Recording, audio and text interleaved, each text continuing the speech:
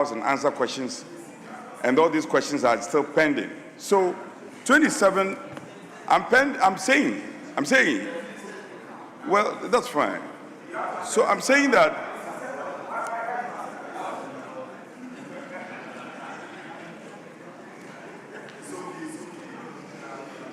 so yourself, you know, Speaker, they know that the 27, in the face of what is at stake, 27 is too small. Let's get serious. The people of this country are watching us. Out of the lot, over 200 questions, and you are advertising and scheduling only 27. You must be having reasons why you are scheduling only 27. So I don't agree with you, and we can do better. Speaker, I want to make that suggestion strongly to the House that we cannot accept 27 questions for the entire week. That cannot be.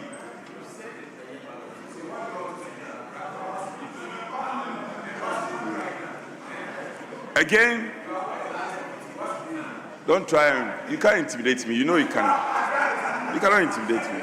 Speaker, again, humbly want to suggest the bills are important. In fact, that is our core function. Passage of laws. You had given prior notification per the schedule you gave that over 69 bills will find their way to this House. How many have you presented so far? So you should be speaking to the ministers who are supposed to shepherd these bills. They must find their way to this chamber. Very, very important bills.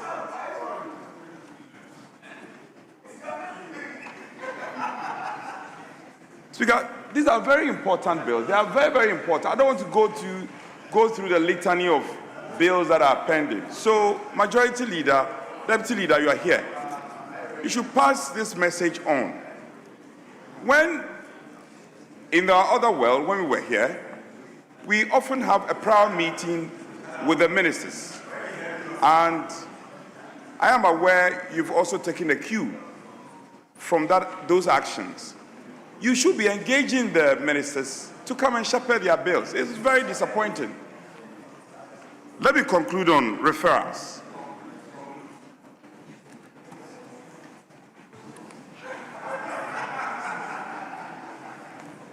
Speaker, I have seen the attachment to the business report or a business statement. We have over 400 referrals pending. That's an ugly history we are making. 400 referrals. And every day we come with the business statement and we just attach an attachment to the business statement and say that we have this referral pending. Speaker, if you do a cursory glance at the attachment, you come to a conclusion that close to 70% of the referrals are merely annual statement by audit committee of various assemblies. I mean, for heaven's sake, how do we allow this to be pending all this while? Yes, I'm saying you laid them. We still have many of these committees, annual statements of audit committees pending to be laid today. And they will go and add on to the existing ones. Why? Why are we doing this to ourselves? We were here before. We were not doing this. You should take a cue from us. Take a cue from us. The Constitution mandates us to put together a committee by this House. You should be leading the charge. Majority side, majority front. Honorable Champion, stop looking at me like that. You should be leading the charge. Honorable Roxon, lead the charge. Support your deputy leader. By now you should be putting together the committee to be working on this. And you will not keep quiet and listen. You, I'm referring to you. So, Speaker, it's not the best. We can get clinical in terms of what we want to do. And look at our other papers. We advertise business on the other paper that we are not ready to take. All these motions, I can go through them. So the other people look voluminous. We are not ready to prosecute the business, and we just come and we are wasting papers and we are just printing. We are not concerned about carbon print. What is that? Front bench, majority front bench. You must be getting serious about this business, and the president is watching you. No. No, I insist. Get clinical with your business. As we go, I insist. 400 referrals. We can't be proud about that. We can't be proud. Roxy, what do you want to say? I can sit down for you to speak. I'll come back. I can yield to him to speak, and I'll come back to it. 400 referrals, and you are saying I'm not pioneer. Is that your defense? You should be telling us what we will be doing to deal with the referrals. That's how you should be speaking as a majority side. Speaker, so your 27 questions, you should be sitting down. Well, you can stand. The speaker will not recognize you anyway. The speaker will not recognize you. You can keep standing. Speaker, 27 questions out of 200 questions. Huh? At one breath, you are talking about 24-hour economy. You have 200 questions, and you are proud to only advertise 27 out of the 200. And you say, minority, we should just keep quiet and be applauding you. We will not applaud you today. Get serious. Move your ministers to come to the House and shepherd their bills. Over 69 bills, and just about 5 bills. Why? We must get serious in this country. I can sit down for you to speak. Yes. Mr. Speaker, please. Majority Chief Whip, you have the floor. Mr. Speaker, my counterpart knows how we manage this House. It's most unparliamentary for him to refer to the majority bench that we are not serious. Yes, we should get serious means that we are not serious. With all due respect. I'll never do that to you. No matter the circumstances, I'll never do that to you. So don't do that to us. There are over 400 referrals that you referenced. 135 alone was referrals, documents, papers laid just last week, Mr. Speaker. So he has also forgotten that the local government committee alone laid 75 of their reports 2 weeks ago, and their reports pending for plenary to take. So by all means, raise the issues. The issues were raised at the business committee today. Unfortunately, you were absent. I didn't take it against you. So if we come to the floor, you want to raise it, yes, add them. No, I'm serious, add them. But don't run the front bench under the bus. It's not fair. It's not fair. It's not fair at all. Please. So withdraw that portion. I plead with you that withdraw that portion and make your comments, and let's make progress in the matter. Speaker, Honorable Minority. Speaker, with respect, I just want to conclude. Speaker, may I conclude? With all due respect, you have concluded before I gave the floor to the Majority Chief Whip. Comment on the business statement should not be a debate between two people. Speaker. So I intend calling the presenter of the business statement to respond. Speaker, with respect, my colleague had made pleadings and he's made a presentation to me. In fact, I had not concluded. So I am a gentleman. I have no problem withdrawing a statement that you find that you are sensitive to. So, but I'm saying to you, with respect, Chief Whip, I'm just saying to you, you know how committed I am to getting things done in this chamber.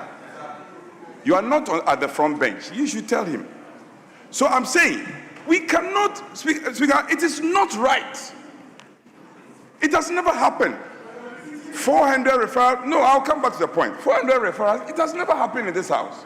But unreservedly, I withdraw those words that you are not serious. Yeah, you are serious, but get more serious. Get more serious. I thank you for the opportunity. Yes, any response to issues raised, if any?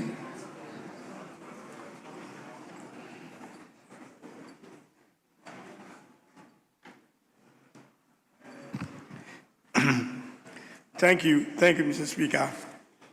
Mr. Speaker, the issues as I captured here, I'll start from the bottom.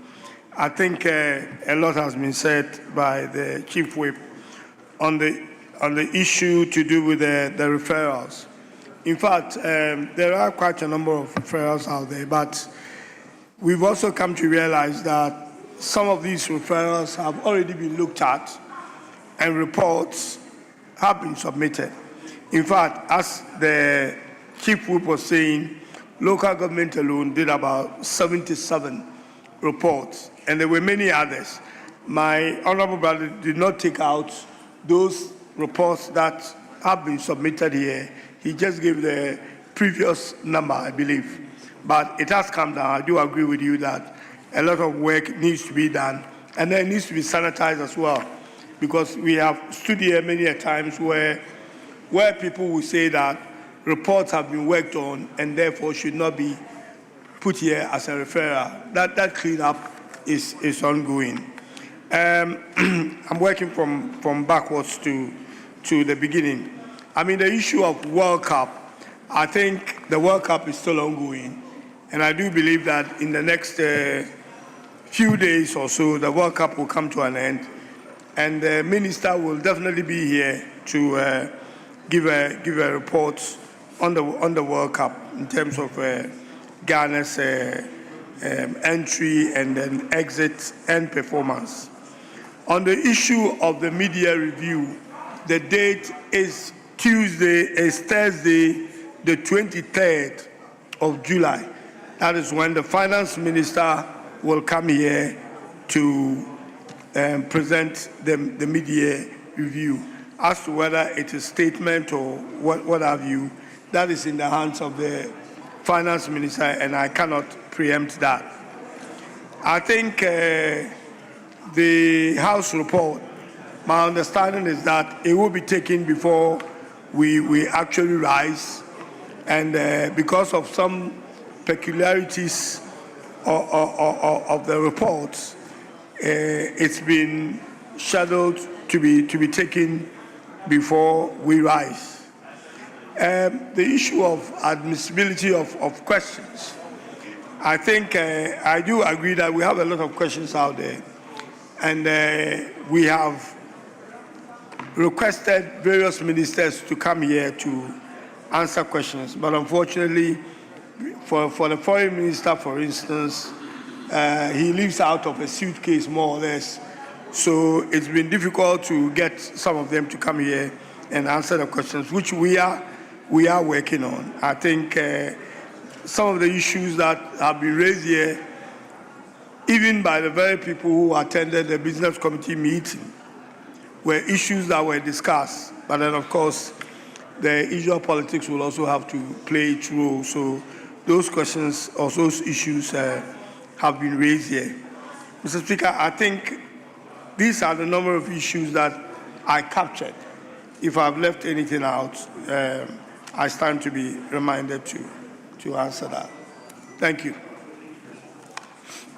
Yes, Minority Leader.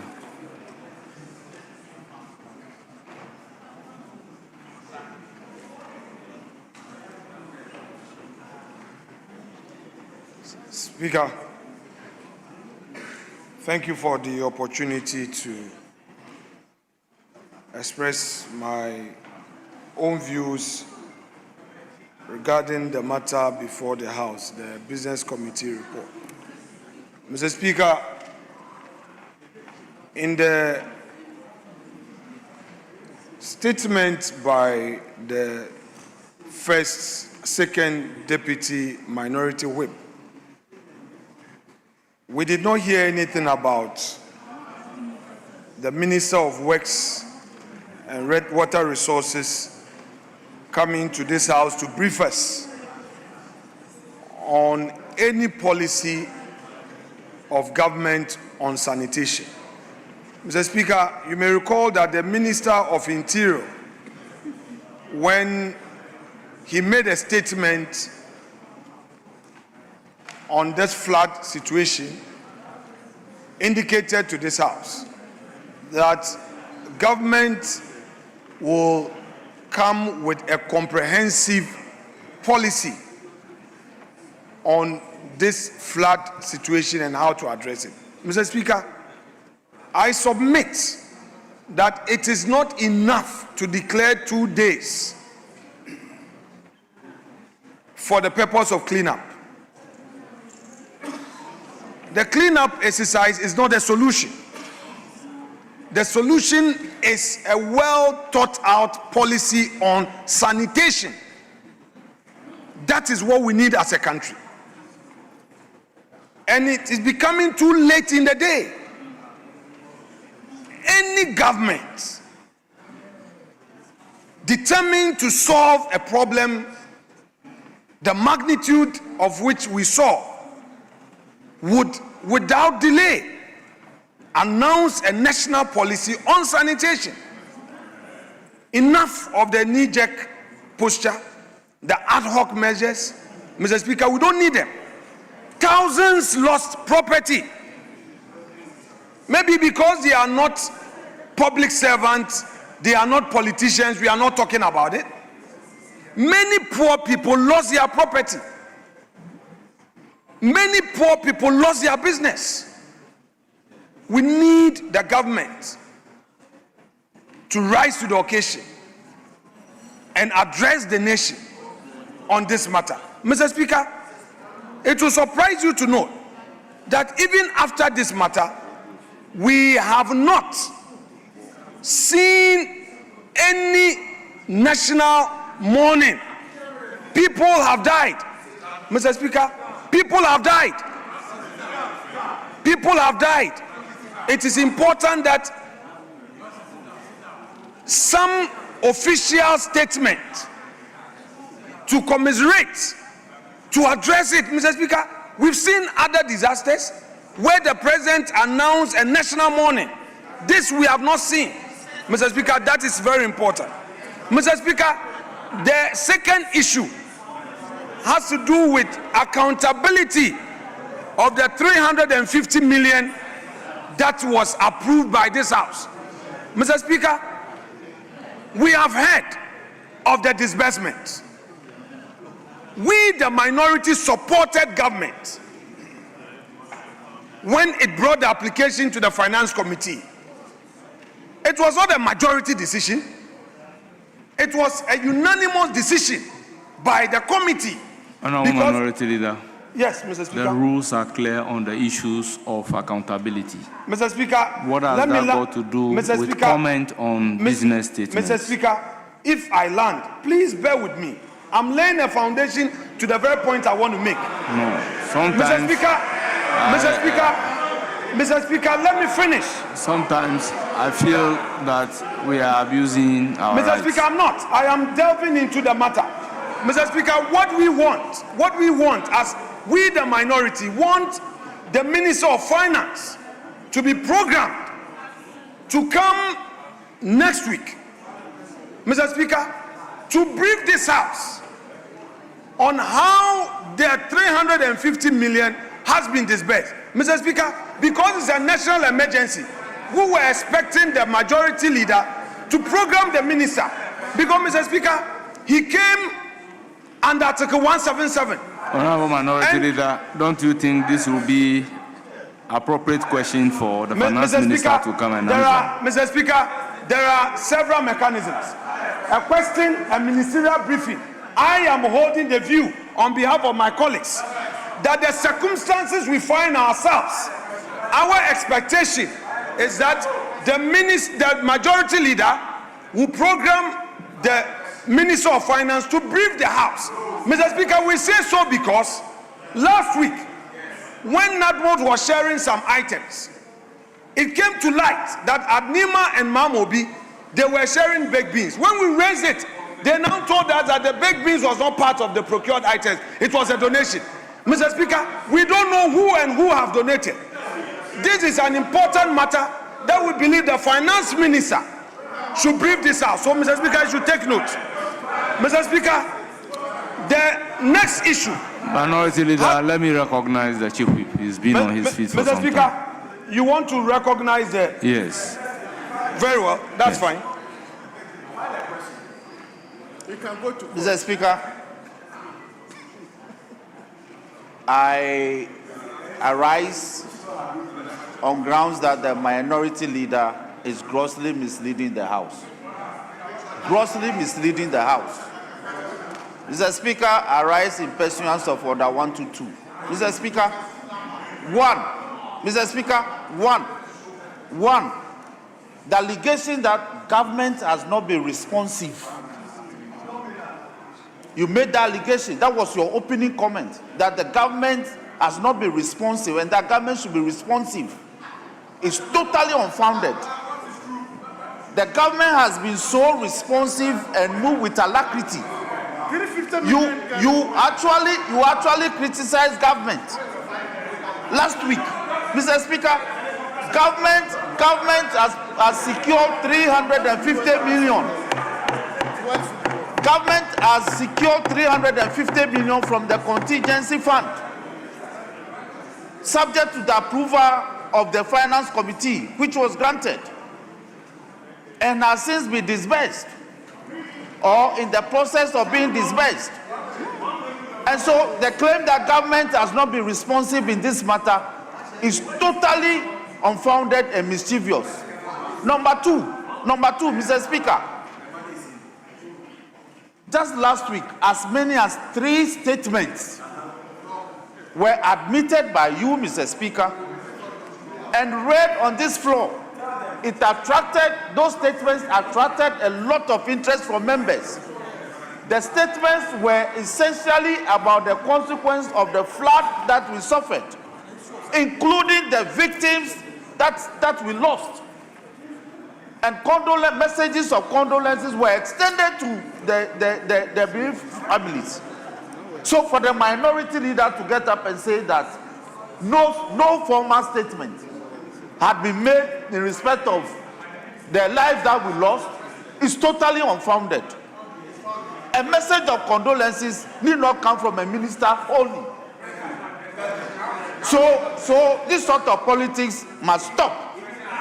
Mr. Speaker, number three, the minority leader is on his feet and talking about procurement in terms of emergency. Is this the first time we had an emergency? During COVID and during the drought that we experienced in the north when you were in government, you got funding also from the contingency fund. Did you come to brief this house about procurement? Did you? So please, we have been here for some time, so don't get up and say things and you think that the record will bear you tomorrow. Speaker, I urge that the portions of his comments regarding this matter be expunged. Yes, Minority Leader. Mr. Speaker, the point that was raised by the Majority Chief Whip, which makes direct reference to my leadership then as a Majority Leader. Mr. Speaker, may I remind him that on the matter of the dry spell, the respected Minister of Agric, Brian Achampon, as he then was, briefed this House. I was a leader of government business. Mr. Speaker, the minority requested for a breakdown of all procurement, and he did. It is part of the records of the House. Mr. Speaker, two,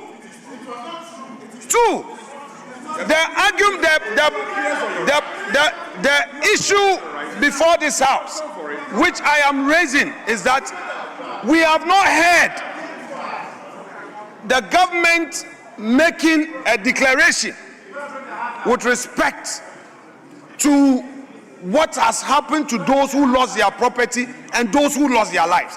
And I am calling on leader of government business to brief this House on steps being taken.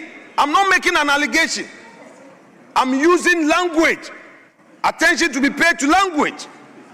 that he should brief this House on what steps government is taking, Mr. Speaker. In other disasters, we heard of national mourning, 3 days of national mourning. Nothing has been said, and that is what I want the minister to brief this House on. Mr. Speaker, on the issue of the contingency fund, the chief whip himself is saying that we gave approval for withdrawal to be made from the contingency fund under Article 177. Mr. Speaker, in this House, we have been told that indeed, because the account was garnished, government withdrew the money from other sources. Again, may I call on the majority leader to program the Minister of Finance to come and brief this House which government accounts they withdrew them funds from.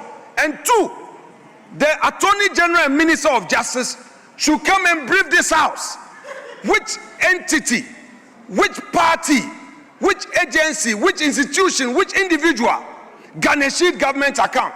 The full dossier must be furnished this House. It's very important because, Mr. Speaker, to garnish a contingency account of the state is very serious.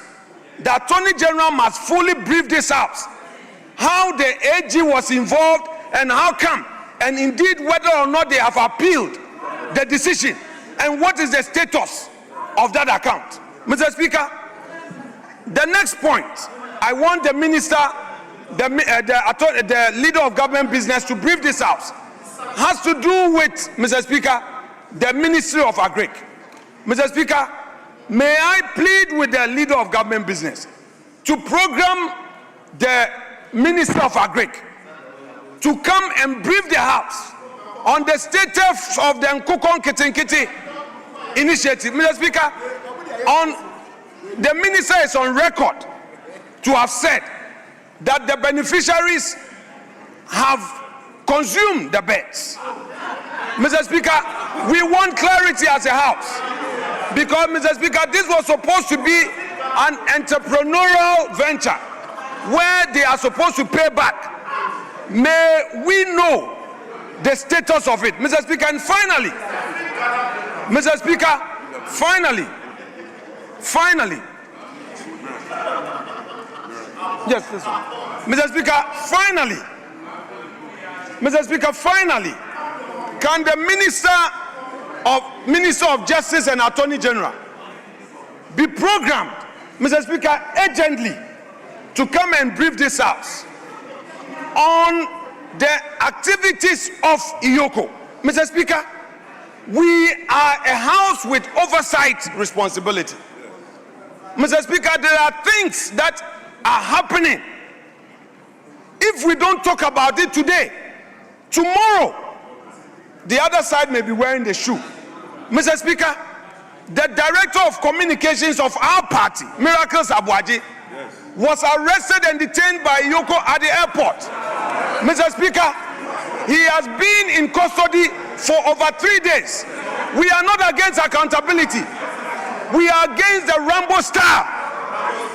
Mr. Speaker, our colleagues should not be up in arms. It can be them tomorrow.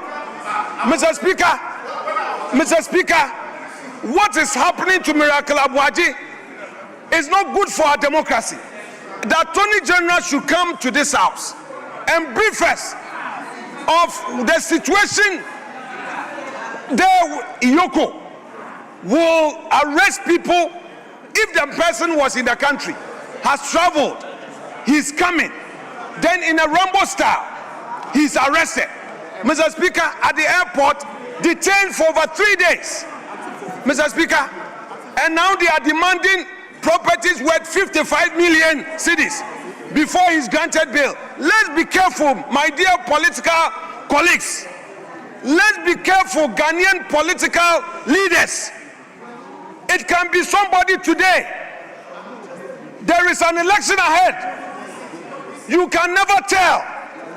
Don't let us encourage some of these excesses. And when we talk about it, don't look at it with a partisan lens. It can be you. Today, we hear what is happening at Gold Board. There are all manner of allegations at Gold Board. We know all manner of allegations in various state institutions. You are also in charge of the coffers. You are in charge of the purse. Be careful. Don't ask somebody. He has a wife and children. Already the man was affected by the flood. He lost everything. He's already traumatized. Miracles Abuaji is already traumatized because of the flood. Then to worsen it, you detain him for 3 days and you say if he wants his freedom, he should bring properties worth 50 million cedis. How do you do this? And this is not something that must attract a partisan reaction. It is a human rights issue. The Attorney General must come to this house and brief us on what is happening. Mr. Speaker, it's not good for the politics of our country. Some of my colleagues here, Mr. Speaker, sometimes when they speak on critical issues, they get invitation to Iyoko, to BNI, and all of that. We've kept quiet about it. Now it has gotten to our party executives. We shouldn't do this to ourselves. Mr. Speaker, we shouldn't do this to ourselves. Iyoko can investigate. Honorable Minority Mr. Leader. Speaker, let me conclude on it. Please conclude. I'm concluding on it. Mr. Speaker, Iyoko can investigate. Iyoko can do it work with a human face. An invitation to Miracles Abuaji to appear before Iyoko would have solved everything. In any event, the man was already attending upon them. Anytime they invited him, he was there. Why the Rambo star? Our friends opposition should not be happy. Because you see, Mr. Speaker, not long ago, I was there. And some of them, when they cried upon some of us, we listened and we stopped some excesses. Honorable Minority So we'll keep Leader, quiet. please land safely. Mr. Speaker, I'm landing. Miracles Abuaji deserve justice.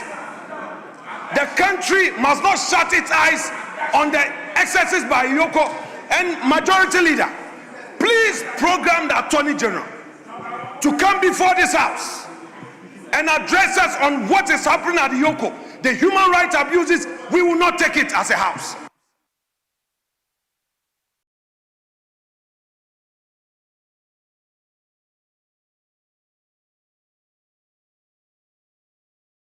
Honorable Majority Chief Whip. Mr. Speaker.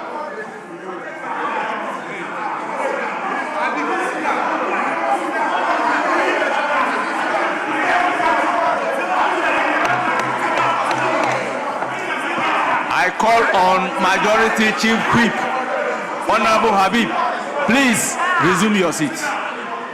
Why?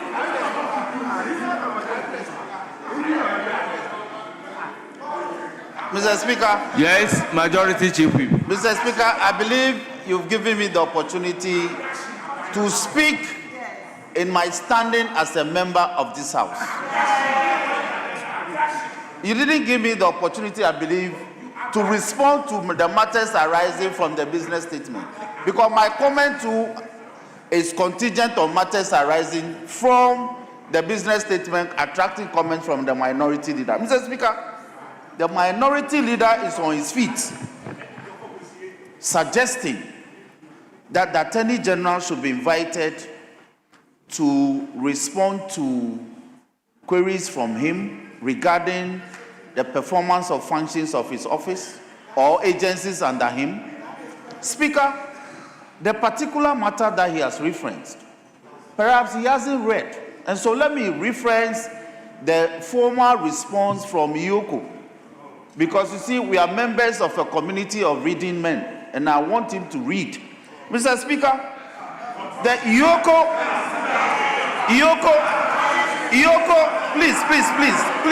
please. Mr. Speaker, Iyoko had this to say. Mr. Speaker, on 13th July, Mr. Speaker, Iyoko released the following statement. Mr. Speaker, arrest of Dennis Abuaji, aka Miracles, and Gerard Appiah in respect of Ghana Series 55 million investigations into the Interministerial Coordinating Committee on Decentralization. Mr. Speaker, Yoko says that the Economic and Organized Crime Office wishes to inform the general public that it has arrested Mr. Dennis Edward Abuaji, former Executive Secretary of the Interministerial Coordinating Committee on Decentralization, in connection with ongoing, Mr. Speaker, ongoing investigations into alleged financial and procurement-related irregularities at the Secretariat. Speaker, the Yoko proceeded to further say that the arrest follows extensive investigations commenced by Yoko after receiving a petition from the current Executive Secretary of IMCCOD requesting further investigations into a forensic audit conducted into the affairs of the Secretariat covering the period from 1st August 2022 to 2nd February 2025. Mr. Speaker, the charges that Miracles Abuaji and Gerard Appiah faces include conspiracy to steal and stealing, using public office for profit, causing financial loss to the state, dissipation of public funds, defrauding by false pretenses, and money laundering. So, Mr. Speaker, the minority leader has no right under the sun to suggest that where an investigative body has conducted a year-long investigation into a matter, has invited the suspects, and now has made a prima facie determination and is effecting arrest that may possibly lead to prosecution, the minority leader is on this floor saying that we should invite the Attorney General to come and respond to what?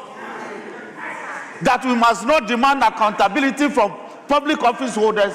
Is it not the same man who stands on this floor and cautioning us that we as politicians we should be careful, and that it is the public servants who do all the things that we get blamed?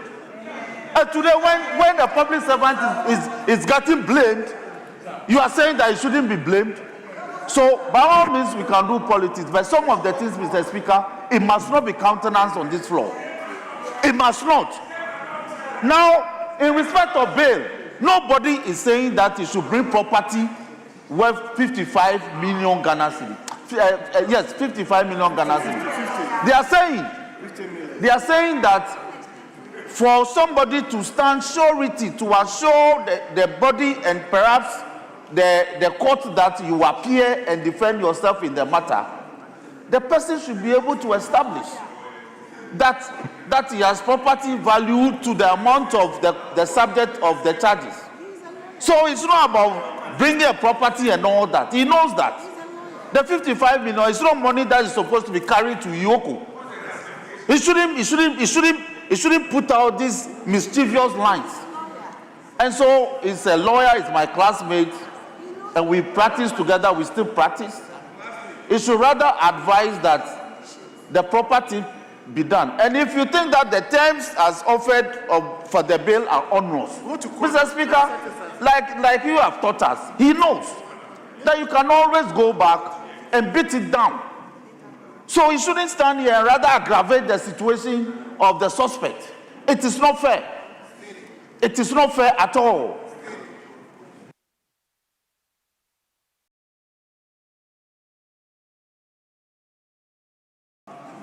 Yes.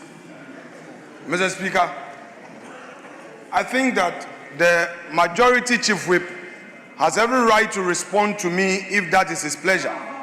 But in so doing, much as he himself always admonish others on language use, he has to be measured.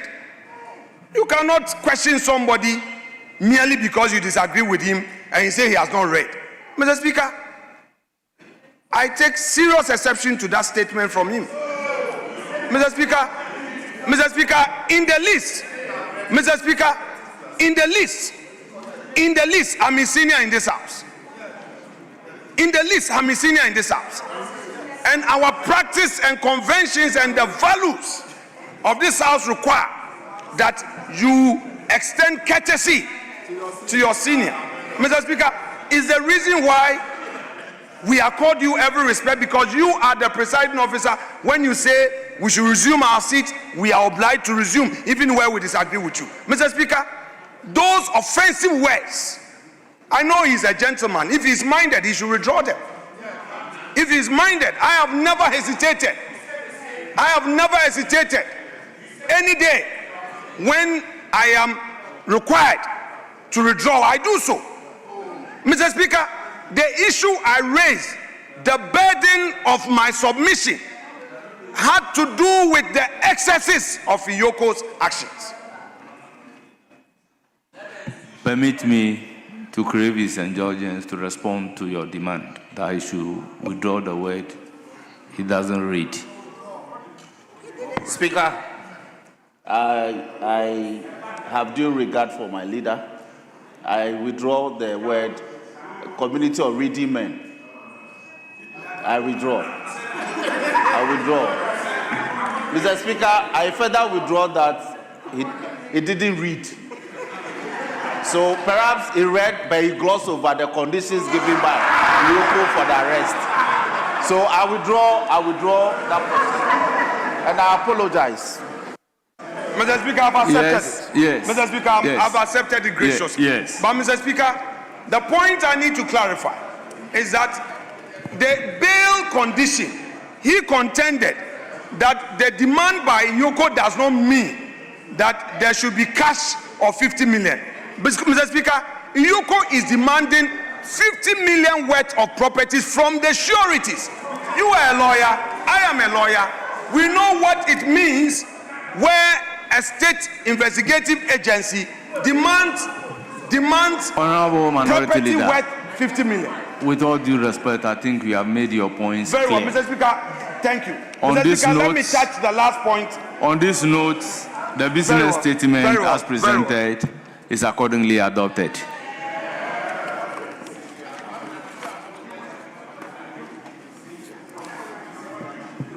Honourable members,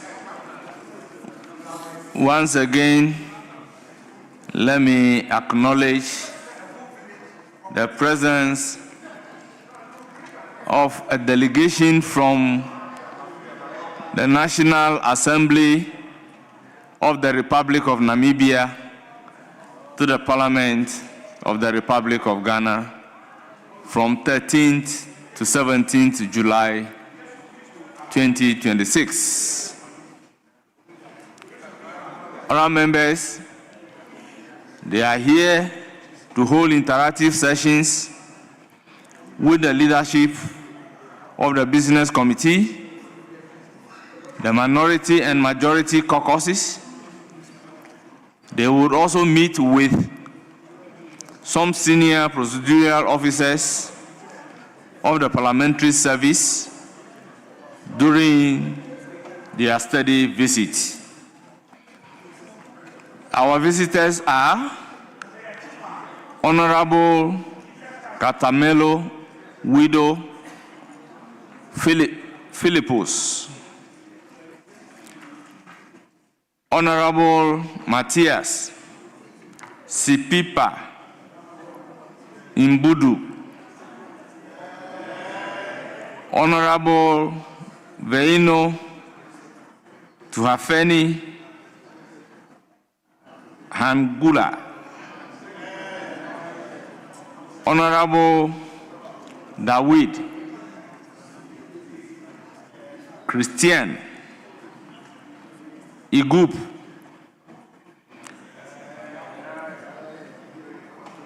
Honorable Evilastus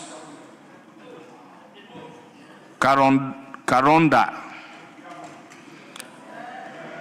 Honorable Henrik Liwela Likando, Honorable Ambrosius Kumbua, Honorable Nico Someip, Honorable Mr. Oscar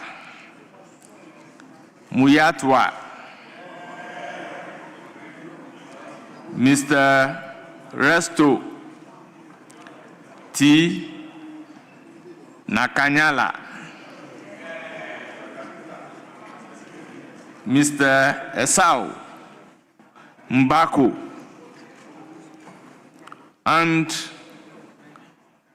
Deputy Director, Security and Risk Services.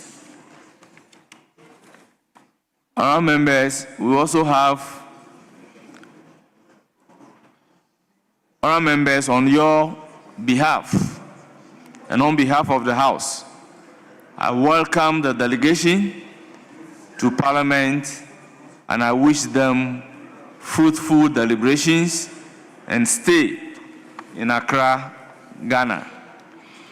I also acknowledge Springs Preparatory School, led by Foster Amasianya, a leader. They are from Ho Central, they numbered 40. Honourable members, on your behalf, I also welcome them to Parliament of Ghana and urge them to have a fruitful visit. Thank you very much. Yes, Deputy Majority Leader. Thank you, Mr. Speaker. Mr. Speaker, with your indulgence, I want to vary the order of business on the other paper and take item number 18 on page 9. 18 and 19 on page 9. Motions. Thank you. Yes, Minority Leader. Mr. Speaker, I would yield to the minority chief whip to respond to the application. But Mr. Speaker, if you look at page 25, motion 40, Mr. Speaker, it has been there for over a year. Today, Mr. Speaker, the deputy majority leader must ensure that we act on this motion. Mr. Speaker, this has to do with mass dismissal of Ghanaian youth who have added on to the unemployment situation in the country. If we don't speak for them, who else will speak for them? People who have been dismissed from the employ of the state. Honourable Minority Leader, with all due respect, are you moving motion 40? Mr. Speaker, the motion 40 has already been moved, seconded by Honourable Kojo Oponkroma, and Mr. Speaker, the majority chief whip. The majority chief whip was the first person to have a bite at the dispatch box for his side. Mr. Speaker, we need to conclude on the debate. The last time at the conclave, the understanding, Mr. Speaker, let me finish. The last time at conclave, the understanding was that if Mr. Speaker is unavoidably absent, since we have electronical ways of getting the record, you can preside and hear the argument so that, Mr. Speaker, he himself will now do the ruling. Mr. Speaker, he does, yes, we discussed this at conclave, that since it was becoming difficult for him to preside personally, then any other deputy speaker can preside, then electronically the argument will be ferried to him so that he can make ruling. Mr. Speaker, people have lost their jobs for almost 2 years. If a House of Parliament cannot discuss this matter, then when can we discuss it? With all due respect, you know certainly we cannot proceed on that Mr. matter. Speaker, if you rule, I will yield to you. Except that you want me to rule on it. No, not at all, if Mr. after Speaker. hearing the two of you, you want me to rule on No, it. Mr. Speaker, I'm likely to take that motion. Very well. Mr. Speaker, I'm enjoying your smiles, very infectious smiles. So let me hear the minority chief Mr. Speaker, on you will hear the him. application. Mr. Speaker, you will hear him. Yes. But I would want to conclude by saying that I am yielding to you rather reluctantly because, Mr. Speaker, procedurally, once you have ruled, I'm supposed to yield. But, Mr. Speaker, the important matter, the question for the majority, a question that should prickle their conscience, your conscience, I mean, it should prick your conscience, is that are you watching the thousands who lost their jobs because you are not cooperating for us to resolve this unemployment situation? Thousands were dismissed. Honourable Minority Leader, I'm holding it in order not to say what you wouldn't want me to say. Yes, Minority Chief Whip, the application. Speaker, we should proceed as applied. Very well. Motion numbered 18, Chairman of the Committee.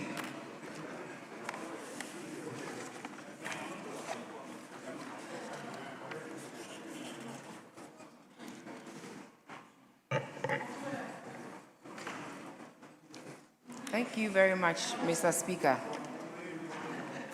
Mr. Speaker, I beg to move that this Honorable House adopts the report of the Public Accounts Committee of the Performance Audit Report of the Auditor General on the procurement and maintenance of medical equipment in teaching hospitals. Mr. Speaker, this report was laid in the House on the 3rd of July 2025 in accordance with Article 1875 of the Constitution. Pursuant to Order 2293, the report was referred to the Public Accounts Committee for examination and report to the House. Mr. Speaker, pursuant to Order 2294 of the Standing Orders, the Honorable Ranking Member, Mr. Samuel Atta Mills, chaired the consideration of the report for the period ending 2024, which relates to the period when my government was in administration, or when the chairperson's government was in administration. Mr. Speaker, the committee, in considering the report, held a public hearing and invited the Honorable Minister for Health, Mr. Kwabena Minta Akando, and his technical team from the Ministry of Health. And then we also had a technical team coming from the Ministry of Finance. Mr. Speaker, I would like to express our sincere gratitude to the Minister and the officials who attended upon us. We also like to acknowledge the support that we continue to receive from the Auditor General and also GTV and Parliament TV and other media handles who carry out our sittings live. Mr. Speaker, the audit examined whether the systems of planning, procuring, and maintaining of medical equipment ensured the continuous availability of functional equipment in our teaching hospitals. It also assessed underlying challenges and came out with recommended corrective measures. It covered the period from 2018 to 2023 and considered the position at Kolebu, Konfuanoche, Temale, and whole teaching hospitals. Mr. Speaker, the committee found that the hospitals generally conducted needs assessments and used them in preparing their procurement plans. The problem, therefore, was not simply the identification of need, but the deeper problem was inadequate funding, insufficient equipment, maintenance failures, weak technical capacity, and prolonged equipment downtime. Several critical machines, including CT scans, MRI machines, and other diagnostic equipment, were either inadequate, obsolete, or non-functional, according to the reports. Mr. Speaker, the committee was particularly concerned that Konfuanoche Teaching Hospital, despite its national importance, has never had a cardiac catheterization laboratory. And we are told that as a result of this, one medical doctor lost his life. Patients requiring urgent cardiac intervention may therefore have to be transferred to Accra, with the obvious risk that they may not even survive the journey. The committee recommends that the Ministry of Health prioritizes the procurement of such specialized facilities and engage the Ministry of Finance and the Ghana Medical Trust Fund to secure the required funding. Mr. Speaker, also purchasing medical equipment is only the beginning. Equipment must be maintained, calibrated, supplied with spare parts, and operated by properly trained personnel. And this, the audit found, was also lacking. The audit found instances in which equipment was damaged through mishandling. They also found that the biomedical engineers who are supposed to handle these machines do not consistently receive the specialized training required to repair sophisticated equipment. Consequently, hospitals remain heavily dependent on third-party vendors, sometimes at considerable cost to the hospitals. Biomedical engineering units also lack workshops, calibration equipment, specialized tools, and other basic logistics. Mr. Speaker, in some facilities, engineers had to borrow tools or outsource repairs, which could otherwise have been undertaken internally if they had these workshops available. Mr. Speaker, the committee therefore recommends a coordinated national retooling program for the teaching hospitals. It is not just a matter of putting it on paper and reading it out to citizens. What we want to see is for these equipments, these actions to be put to, we want to see these equipments so that citizens can benefit from the equipment. Mr. Speaker, we have heard that the Ghana Medical Trust Fund is supposed to support in that regard, but we haven't seen any concrete steps being taken by the Ghana Medical Trust Fund to do this. So the committee supports, Mr. Speaker, centralized procurement of high-value medical equipment, where this will achieve the standardization that is lacking. It will also achieve economies of scale and stronger contractual terms.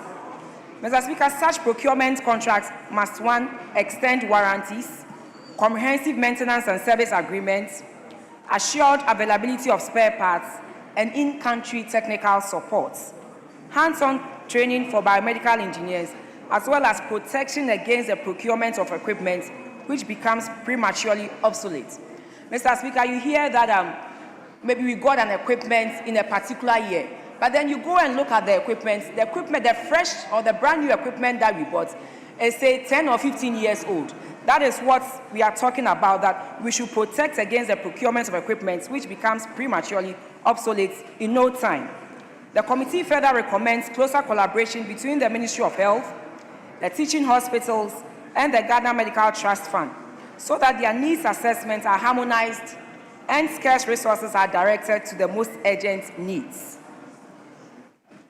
Mr. Speaker, where hospitals also lack the immediate capacity to maintain capital-intensive equipment, we believe that they can carefully structure outsourcing, leasing, or a PPP project. I remember very well that 37 used a PPP project to acquire the first MRI. It was 37 and the Fidelity Bank. I believe that if for any reason the hospitals are not able to maintain capital-intensive equipment, they are not able to buy these capital-intensive equipment, the Minister of Health, with the support of the Ministry of Finance, should give them that opportunity to go enter into a PPP to make these facilities or make these equipments available for use by citizens. Mr. Speaker, these arrangements must, however, protect the public interest and guarantee continuous service. A non-functional medical machine is not merely an idle public asset. It may mean a delayed diagnosis, a lost source of hospital revenue, or in the gravest concern, or in the gravest case, a loss of a human life. So, Mr. Speaker, on this note, I accordingly urge the House to adopt the report and its recommendations. Thank you very much, Mr. Speaker. Honourable members, any seconder of the motion? Mr. Speaker, I rise to second the motion. And in seconding the motion, a few comments on it. After this audit, there have been a few changes in the equipment situation. I know that last week the CAT lab at Kolebu was commissioned, and the ones in Tamale and Konfuanoche are being worked on. But this was a report at the time that we got, this was up to the year 2024. Situation seemed very grim. But I'm glad to say that improvements are going on, and we need to have these improvements so that people could go to our hospitals over here for cures instead of going outside the country to do it. I think most of if you look at the recommendation, let me move straight to the recommendation.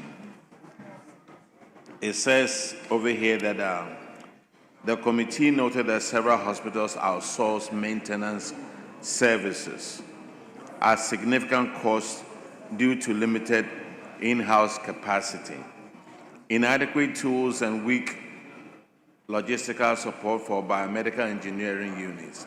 This contributed to high levels of non-functional equipment and adversely affected service delivery, revenue generation, and professional training. And it says over here that in the interim, consistent with the models adopted by University of Ghana Medical Center in Eurocare, the committee supports outsourcing maintenance of capital-intensive equipment under favorable terms. The committee also recommends that the hospitals, through the Ministry of Health, embark on a comprehensive retooling program. And the final conclusion, the committee recommends to the House to adopt this report on the performance audit report of the Auditor General on the procurement and maintenance of medical equipment in the teaching hospitals, and the recommendations made. Thank you very much, Mr. Speaker. Honourable members, motion moved and seconded. It is for the consideration of the House. Yes.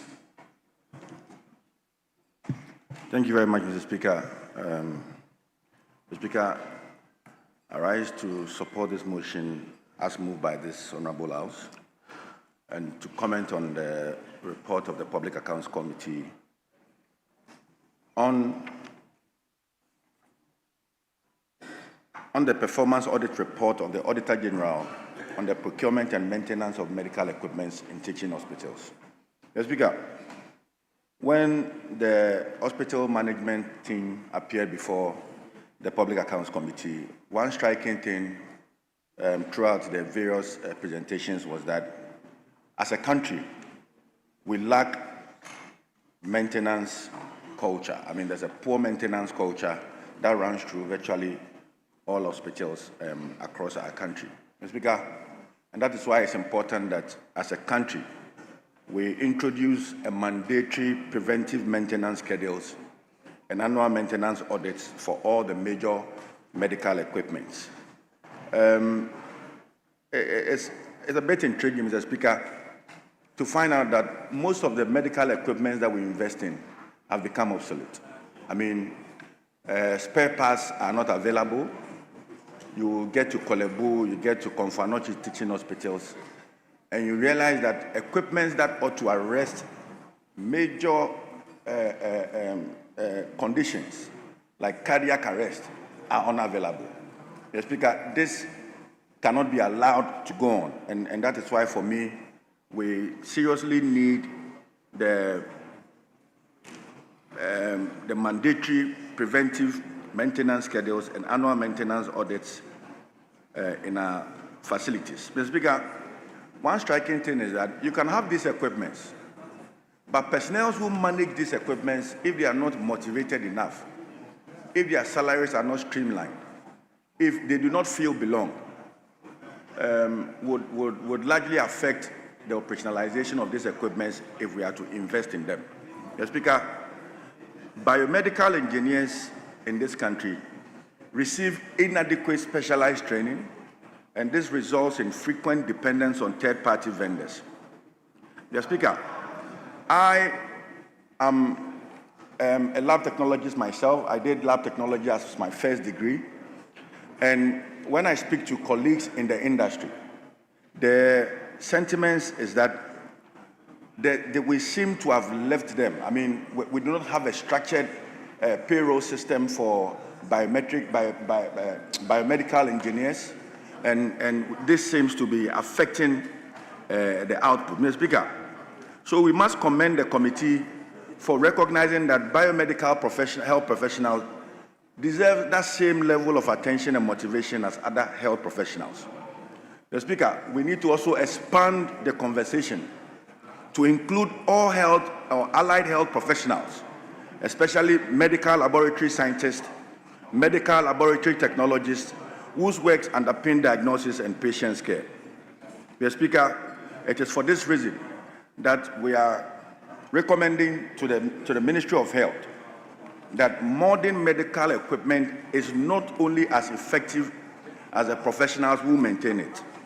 It's important that we highlight the need for equitable remuneration, noting the disparities in salaries and conditions of service affecting the morale and retention of skilled professionals. And it is for this reason that we are calling on the Ministry of Health, the Fair Wages and Salaries Commission, and the Ministry of Finance to engage allied health professional bodies to review their salary structures and career progression. That is the only way, Mr. Speaker, we can support this whole Mahama Cares program, getting an agency to be buying equipment and to support our various health facilities. If you invest in buying these equipment without the adequate training of personnel, biomedical engineers, Mr. Speaker, you have virtually done nothing, because in the next 2, 3, 4, 5 years to come, we'll still end up in this chamber commenting on the need to have a relook at how we manage and maintain our medical equipment. Mr. Speaker, with these few words, I want to ask this House to adopt the report ably moved by the chairperson for the committee. Thank you very much. Yes, Honorable Deputy Minister for Health. Yes, Richard Achampo. Mr. Speaker, the committee has 3 reports, and after that, we will do that of economy. So I just want to suggest that we do 3 so that we can take all. Is that the agreement? Speaker, there is no disagreement to that. Very well. Honorable Deputy Minister for Health. Thank you, Mr. Speaker, for giving me this opportunity to comment on the committee's report. Mr. Speaker, in terms of equipment that were mentioned, the CT scans, the MRIs, the cardiac catheterization labs, Mr. Speaker, the ministry has taken this very seriously, and the government has also taken this matter rather seriously. Mr. Speaker, currently, as I speak, we have 3 cardiac catheterization centers that have already been, sod has already been cut, and projects are ongoing. There is one in Kwafanochi in Kumasi. There's a second one in Tamale that has already started. And only last Thursday, a cardiac catheterization lab has been commissioned at Kolebu Teaching Hospital. Mr. Speaker, it is not just a cardiac catheterization lab, but it is in fact a cardiac center. Mr. Speaker, the data shows that 43% of all mortalities in Ghana is coming from non-communicable diseases, and non-communicable diseases mainly diabetes and high blood pressure. Some of these and most of them develop complications. So when they develop complications, they need rather critical care or rather high-level specialized equipment, and some of which we have the report has already discussed, like the MRIs and the CT scan. Mr. Speaker, Mahama Cares is supporting in furnishing the hospitals, especially the teaching hospitals, with these equipments. That is why we just commissioned one last Thursday at the Kolebu Teaching Hospital. Mr. Speaker, Mahama Cares is also supporting patients in terms of when patients get these diseases and they get complications out of it, they oftentimes have difficulty paying even for their hospital bills. So Mahama Cares is supporting the patient with funds.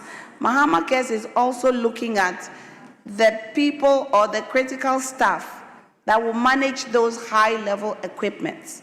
So Mahama Cares is currently supporting the training of high-level health workers to manage these sophisticated state-of-the-art equipment. Mr. Speaker, the government is also working with the Ghana College of Physicians and Surgeons to train specialists to come and support these centers and these equipments. Only 2 weeks ago, Mr. Speaker, we inaugurated 100 nurses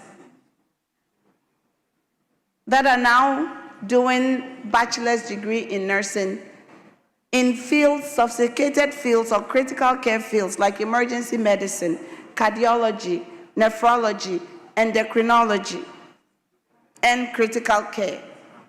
These are the staff that are going to man these hospitals or these highly sophisticated equipment or these highly sophisticated units in our hospitals. Mahama Cares is also working on research so that everything we do will be research-based and will be evidence-based, so that the 43% of all deaths in Ghana will be reduced. Hopefully by next year, we will be at 30-something rather than 43%. Mr. Speaker, when it comes to the health workforce, which the report has also flagged, and my colleague on the other side has also flagged, Mr. Speaker, the health workforce has been a very dicey situation because we inherited a huge backlog of health workforce. He mentioned the biomedical engineers. Mr. Speaker, we inherited over 70,000 nurses at home. We inherited another maybe 40,000 doctors at home.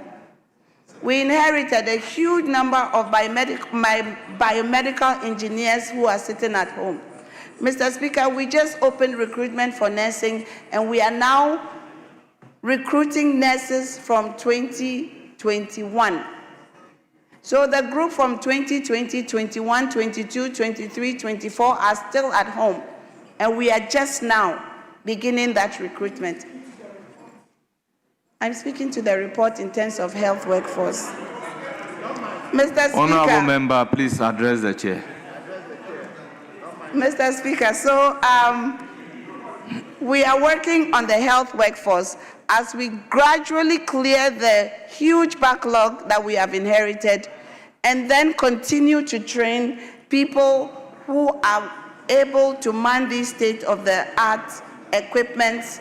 And we are also working on a special purpose vehicle to manage and maintain these highly sophisticated equipment. Pretty soon, I'm sure the minister will be here and that special purpose vehicle will be discussed. So, Mr. Speaker, with these few words, I would like to commend the committee and also commend the good work they have done. Thank you. Yes, you have the floor.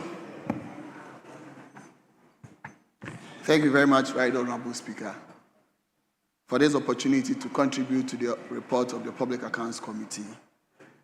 Mr. Speaker, on the performance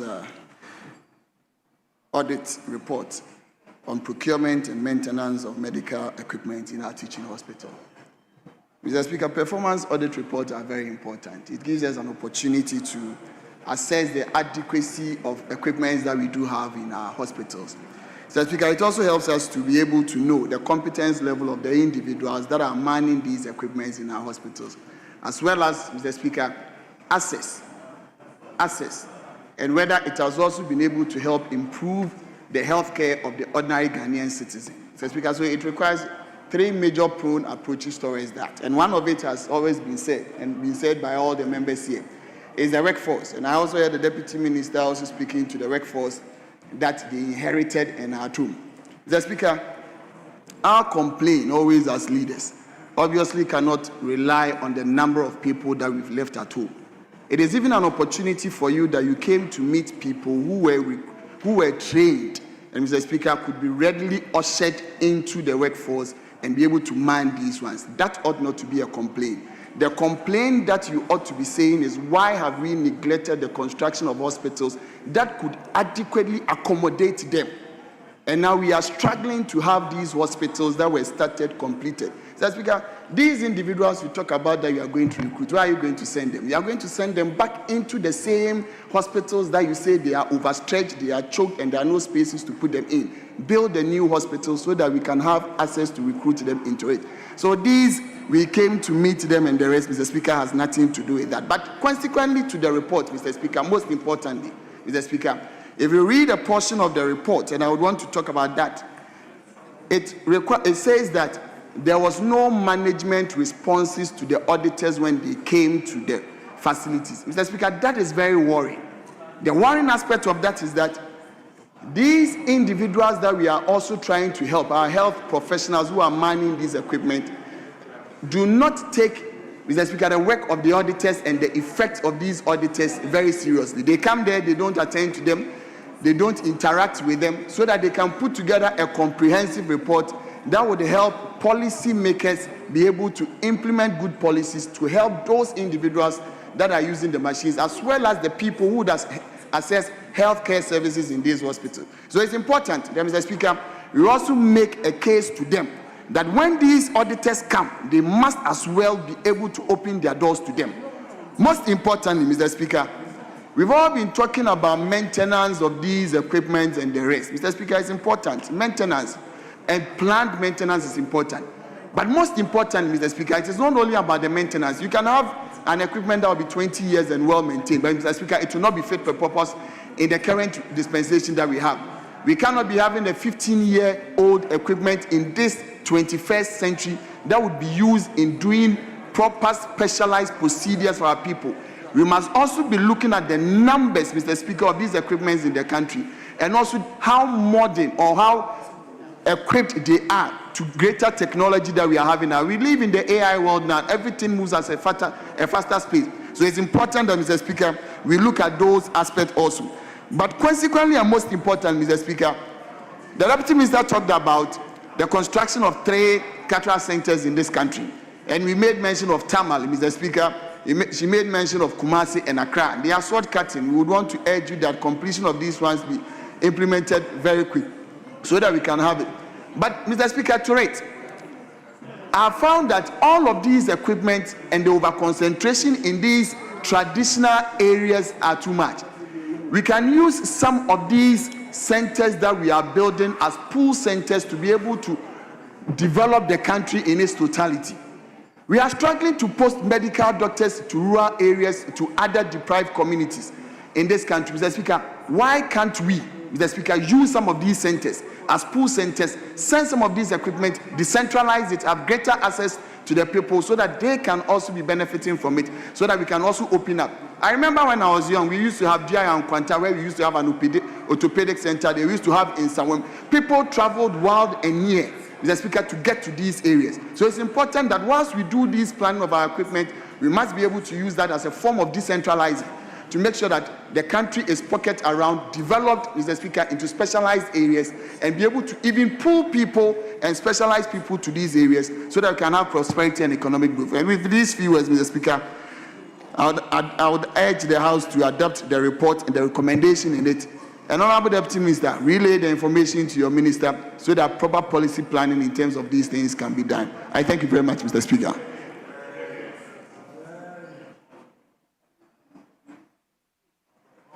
Yes, Honorable Doctor. Thank you very much, Honorable Speaker. I rise to urge this House to support the motion ably moved by our Honorable Chair that this House adopts the performance audit report of the Auditor General on the procurement and maintenance of medical equipment in teaching hospitals. Mr. Speaker, this is a performance report on the Auditor General's report that ended by the period 2019 to 2023. A lot of items were identified as area of focus.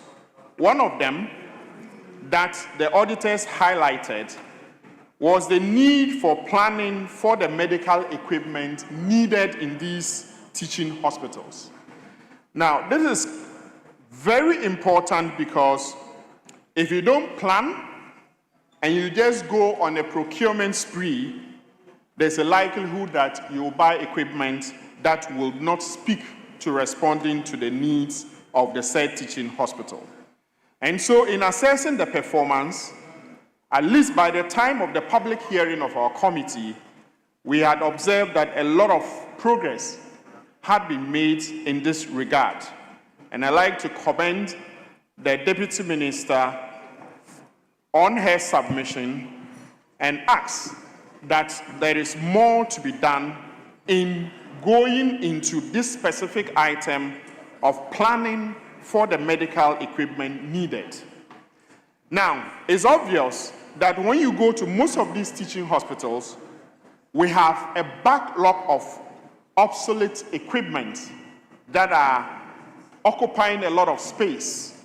And indeed, if you go to deeper assessment of them, you can say that there's the need for upgrading them, but also that's evidence of causing some financial loss because of the rapidity with which these equipments change and get upgraded. Mr. Speaker, one other critical area of the performance report is procurement according to needs assessment.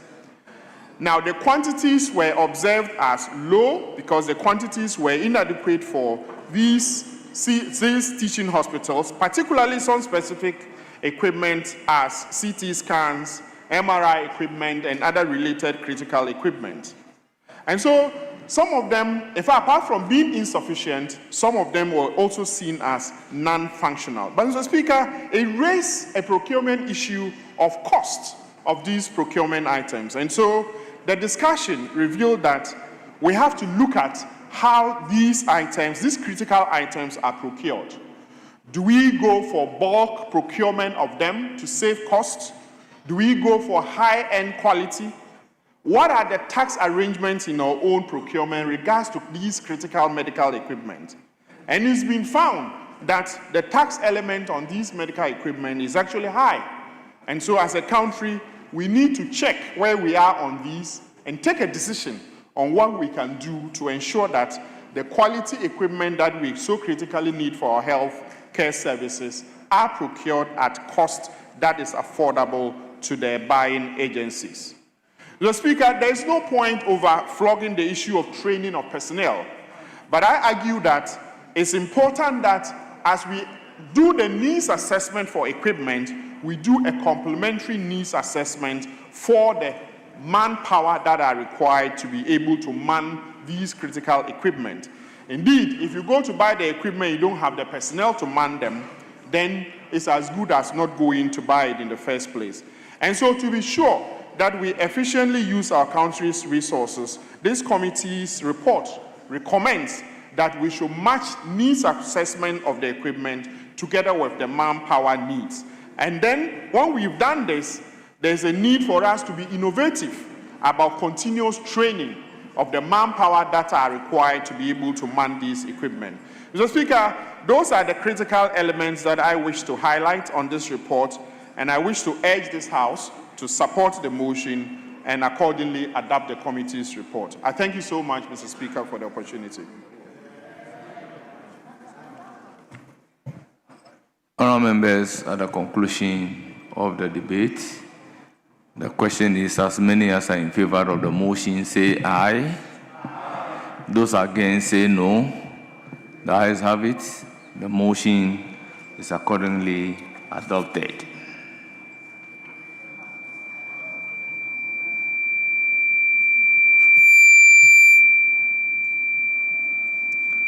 Yes, let's take motion number 19.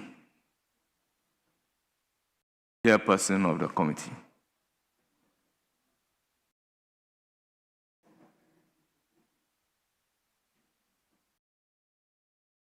Thank you, Mr. Speaker. Mr. Speaker, I beg to move that this Honourable House adopts the report of the Public Accounts Committee on the performance audit report of the Auditor General on the availability and accessibility of fertilizers to smallholder farmers in Ghana. Mr. Speaker, this report was laid in the House on the 1st of July 2025 in accordance with Article 1875 of the Constitution. Pursuant to Standing Order 2293 of Parliament, a referral was made to the Public Accounts Committee for examination and reports to the House. Mr. Speaker, and pursuant to Order 2294 of the Standing Orders, the ranking member, Mr. Samuel Atta Mills, chaired the consideration of the Special Audit Report for the period ending 2024, which relates to the period of the administration of the chairperson. The committee, in considering the referral, met with the Honourable Minister for Food and Agric, Mr. Eric Opoku, the Honourable Deputy Minister Mr. John Dumelo, then the technical team from the Ministry of Agric.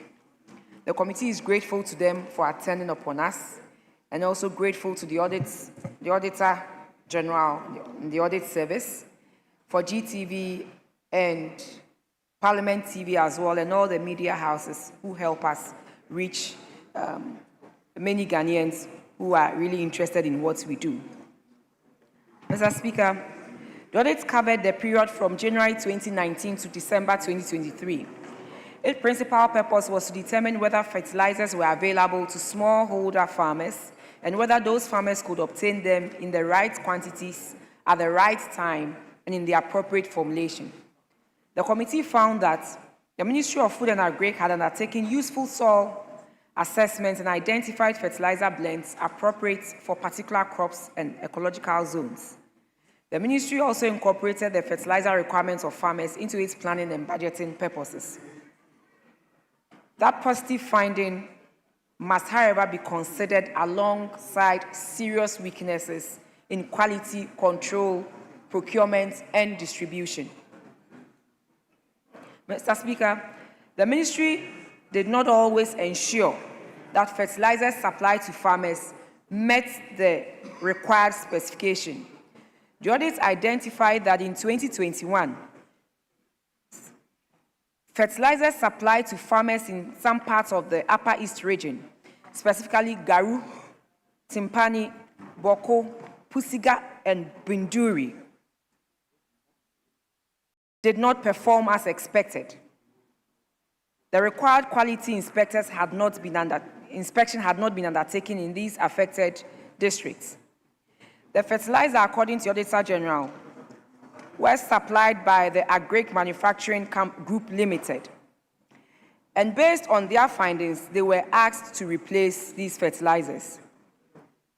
The committee was informed that 1,000 was replaced in February 2024, and then the 2,000 was replaced, 2,000 bags of fertilizer was eventually replaced in June 2024 from 2021. Mr. Speaker, while these replacements are welcome, the larger issue remains.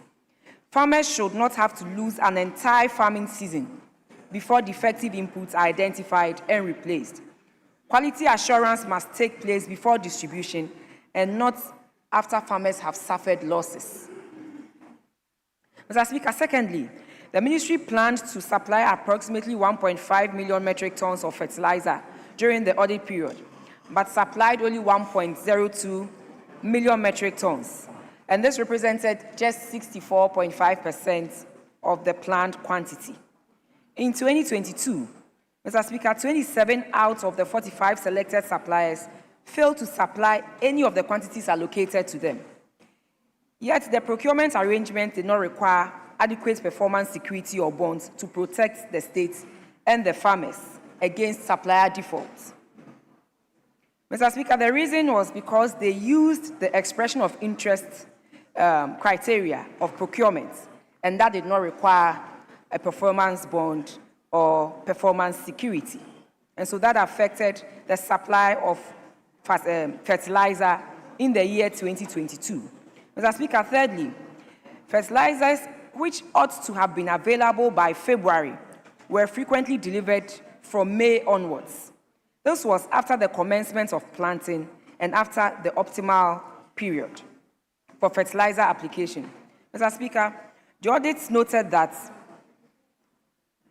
usually the farming season began in March, and so the ministry is supposed to start the procurement process in October so that by February they can start supplying the farmers with these fertilizers. But what the auditors noted was that the fertilizer came 2-3 months after the farming season.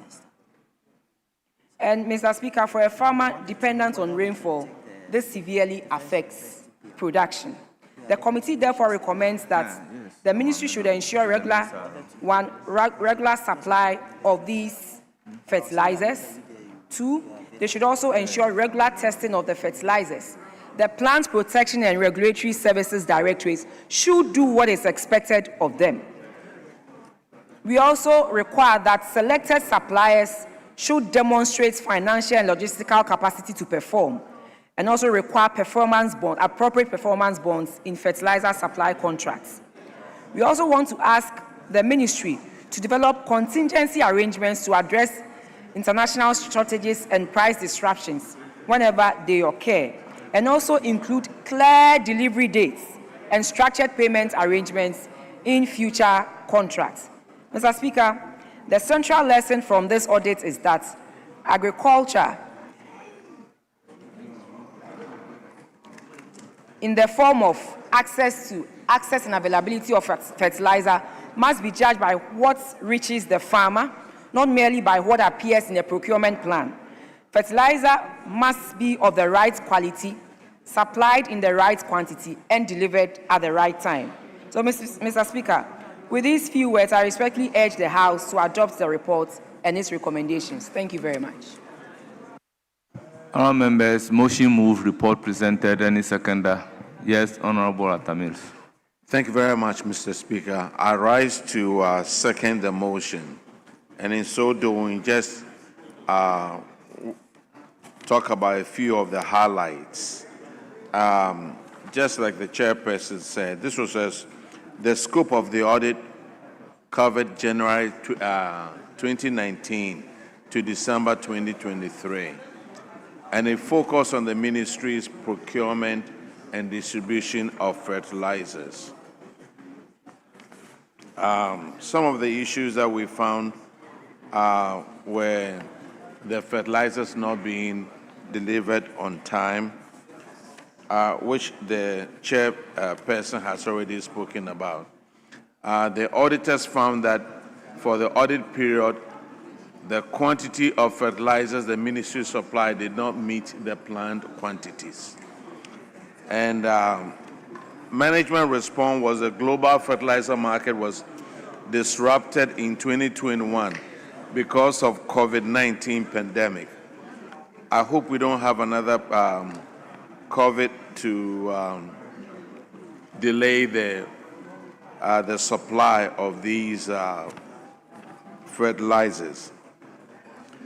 The delay in the delivery, management also responded that management indicated the measures have been instituted to ensure the timely delivery of inputs to smallholder farmers. And with these few words, Mr. Speaker, I second the motion. Honourable members, motion moved and seconded. It is for the consideration of the House. Yes. Mr. Speaker, thank you very much for the opportunity to comment on this motion. Mr. Speaker, and in considering on the motion before this House to adopt the report of the Public Accounts Committee on the performance audit of the Auditor General on the availability and accessibility of fertilizers to smallholder farmers, Mr. Speaker, I want to stress on a point made in the report, which is contained in paragraphs 3 and 4, on the need for fertilizers to be properly assessed through soil testing and ecological zoning, Mr. Speaker. On this note, Mr. Speaker, I want to commend the ministry for adopting what we call the evidence-based planning. Today, they are encouraging continuous nationwide soil mapping and periodic updates as soil conditions change. Mr. Speaker, Madam Chair talked about some quality assurance failures that led to defective fertilizer reaching farmers. And the figure 3,000 bags supplied in the Upper East region, which did not meet specifications. Mr. Speaker, there's a need for a call for independent quality testing before fertilizers leave their ports and before distribution to farmers. Mr. Speaker, suppliers should be held responsible and accountable for defective products. Mr. Speaker, that said, it's important to also stress the point that quality should never be sacrificed. Mr. Speaker, supplying substandard fertilizers undermines the productivity and erodes farmers' confidence. And a robust quality assurance regime is just as important as increasing supply. And this is what we are urging the Ministry of Agriculture to consider. Mr. Speaker, another point I want to stress is the need to support local fertilizer production. Mr. Speaker, somewhere 2-3 years ago, a company in this country called Glofet launched a local manufacturing fertilizer production house somewhere in Nsawam. Mr. Speaker, there's a need to encourage local blending and manufacturing of fertilizers to reduce exposure to international supply disruptions. Because we all know the effect of the Russian-Ukraine war on the fertilizer supply chain. Most of our fertilizers come from that enclave. And once it is disrupted, our farmers now continue to suffer. Mr. Speaker, there's also the need to strengthen contract management in the fertilizer distribution value chain. The audit shows that the procurement is not merely about awarding contracts, and it's important that we ensure suppliers deliver the right product in the right quantity and at the right time. Mr. Speaker, performance bonds and supplier evaluations should become the standard practice.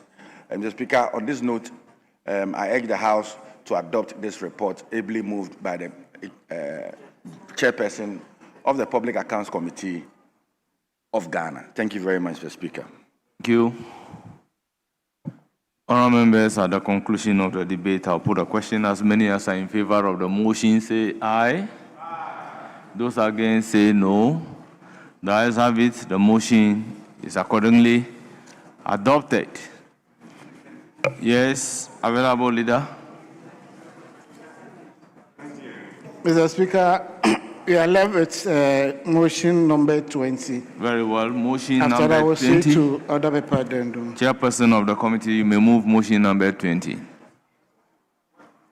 Mr. Speaker, I beg to move that this Honourable House adopts the report of the Public Accounts Committee on the follow-up report of the Auditor General on 3 performance audits concerning 1, the regulation of small-scale mining for a sustainable environment, 2, the sustainability of sports stadia in Ghana, and 3, the administration of scholarship by Get Fund. Mr. Speaker, those reports was laid in the House on 3rd July 2025 in accordance with the Constitution. It was referred to the Public Accounts Committee. Mr. Speaker, pursuant to Order 2294 of the Standing Orders, the ranking member, Mr. Samuel Atamils, chaired the consideration of this report for the period ending 2024, which relates to the period of the administration of the chairperson. Mr. Speaker, the committee is grateful to the honourable ministers responsible for lands and natural resources, sports and education, and their deputies, as well as their technical team, for attending upon the Public Accounts Committee. I'd also like to acknowledge the support of the Auditor General and Ghana GTV, Parliament TV, and other media houses in helping us carry out our activities.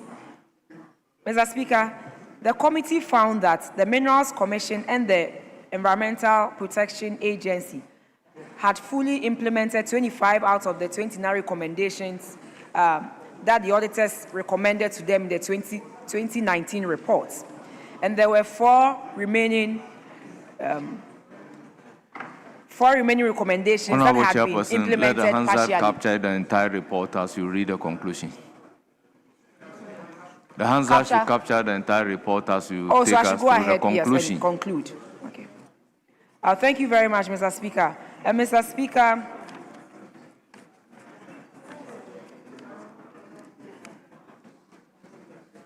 in conclusion, a follow-up audit is important because the value of an audit lies not merely in identifying the problem, but also in ensuring that corrective measures are taken as recommended. The record before the House is mixed. There has been substantial progress in the regulation of the small-scale mining, limited progress in the administration of Get Fund scholarships, and insufficient progress in the maintenance and commercial management of the national stadia. The committee therefore urges the responsible institutions to complete the outstanding actions with definite timelines and reports on their implementation to the House. Well, Mr. Speaker, with these few words, I respectfully urge the House to adopt the report and its recommendations. Thank you. Thank you. Motion ably moved. Report presented. Any seconder? Thank you, Mr. Speaker. I rise to second the motion. Motion 20, raised by the chair lady of the committee. And in so doing, I'll just make one comment. Sustainability of sports stadia in Ghana. In 2008, Ghana hosted the 26th edition of the Africa Cup of Nations. To provide venues that met the standards of the tournament, government refurbished 2 stadia in Accra and Kumasi and doubled the seating capacity of each from 20,000 to 40,000 spectators. Government also constructed the Sekendi, Takrady, Esupon, and Tamale Aliu Muhammad Sports Stadia to 20,000 spectators each. 6 years after the tournament, there were public outcry about the fast deteriorating state of the stadia. For example, scoreboards had stopped working, steel beams were rusting, and playing fields needed fresh turf. This is very serious when we come to spending so much money by the government to refurbish all these, and just 6 years after that, these things have deteriorated. I just hope and pray that when we are refurbishing these areas or building new stadia, we'll do it the way that is supposed to be done. With these few words, Mr. Speaker, I second the motion.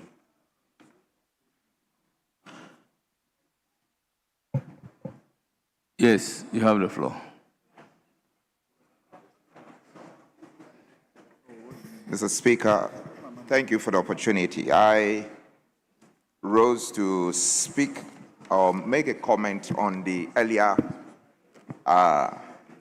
statement ably delivered by the chairman of the Public Accounts Committee, my chairman. But I failed to catch your eye. With your leave, I want to just make a brief comment owing to the importance of what contributions smallholder farmers make to the economy of our nation. No, you can only speak to this motion. Mr. Speaker? Yes. On that note, I'd like to step down my comment. Very well, very well. Yes, you have the floor. Mr. Speaker, thank you very much for the opportunity to comment on the report ably submitted or moved by the chairperson of this committee. Mr. Speaker, it's gratifying to report to the House that when your committee sat on these findings, we found out that the Minerals Commission and the Environmental Protection Agency implemented 25 out of the 29 recommendations, which clearly demonstrates the follow-up audits and the need and the point that follow-up that can drive institutional reforms. Mr. Speaker, some of the recommendations that are standing are some of the reclamation bonds that are yet to be submitted to us. We also lack functioning district mining committees. Mr. Speaker, the mercury rates for safer gold processing is also an issue. And it is for this reason why we are urging this House, or we are urging the EPA and the Minerals Commission to ensure that all mining licensed miners post reclamation bonds. We are also recommending to the EPA and the Minerals Commission to fully operationalize district mining committees. And we are also recommending to the EPA and the Minerals Commission to scale up the mercury-free mining technology. Mr. Speaker, I can see that the Deputy Minister for Lands and Natural Resources is here and is eager to listen to what we are saying. Mr. Speaker, on this note, I want to use this opportunity to urge his ministry, and for that matter, Minerals Commission, to furnish this House with all mining licenses that have been approved. And we want to know the duration of these mining licenses, both local mining licenses and international ones. We really would want to know. Mr. Speaker, with these few words, I rise to urge this House to adopt this motion ably moved by the chairperson of this committee. Thank you very much. Thank you.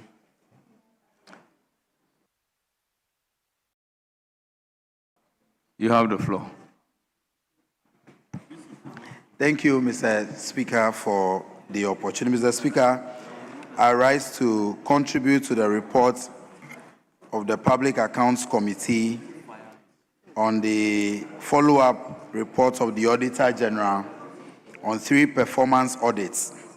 Mr. Speaker, specifically, I would want to focus first on the sustainability of sports stadia in Ghana, which is contained in page 2 of the report. Mr. Speaker, as a member of the Public Accounts Committee, indeed, the committee had extensive discussions on the management and the maintenance of sports facilities in Ghana.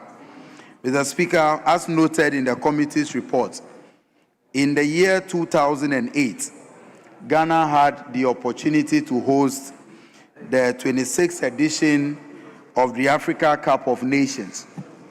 And Mr. Speaker, since 2008, all the facilities that the government invested in to make us or enable us host this tournament, many of these facilities are no more functioning or do not even meet the requirement. In fact, in the year 2024, Mr. Speaker, at a point in time, CAF had announced that there is no single sports facility in Ghana that met the international standards, to the extent that at the point, CAF threatened to let Ghana play our home matches outside the country, which indeed was very, very, very shameful to us as a country, to the extent that we were exploring the opportunity to play our home matches in neighboring Togo or Burkina Faso.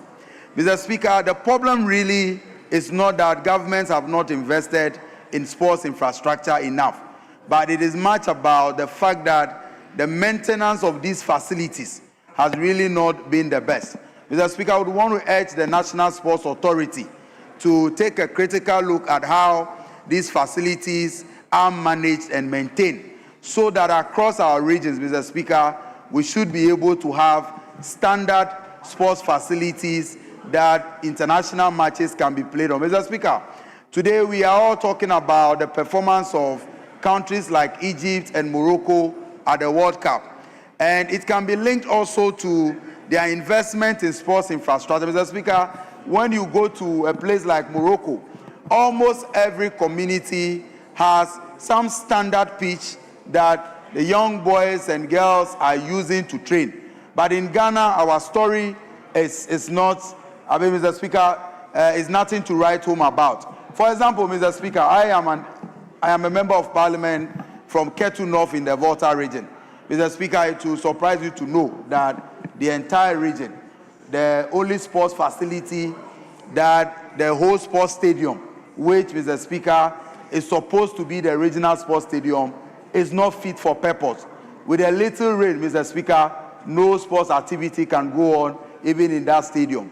It is same for many other regions. The OT region, we cannot boast of a standard stadium to host international matches. We are told, Mr. Speaker, this morning by the sports minister, is reported in the media that we have won the bid to host the Under-20 World Cup. But the question is, beyond winning the bid and organizing or investing in hosting these games, what strategies are we putting in place to maintain these facilities?